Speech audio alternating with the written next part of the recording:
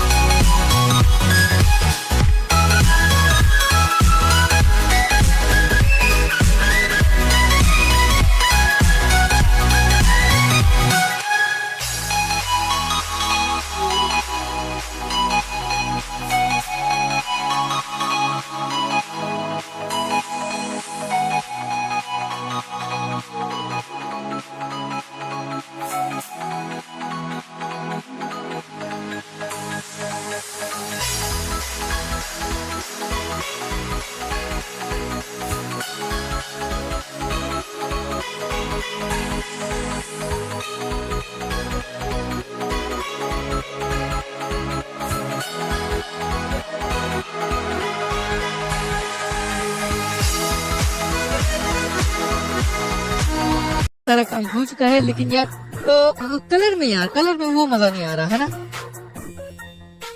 तो आप लोगों को दोस्तों मैं लाइट रूम में एक प्रीसेट देता हूँ, ठीक है? आप उसको पेस्ट कर देना एंड लाइट रूम में आप जाके देख सकते हैं काफी गजब की एडिटिंग हो गई है। देखिए मैं आपको दिखा दूं दोस्तों, जो ओरिजिनल फोटो थी वो ऐसी थी, देखिए सही कमाल की हो गई ना। कैसी लगी आज की वीडियो प्लीज मुझे कमेंट करके बताइएगा।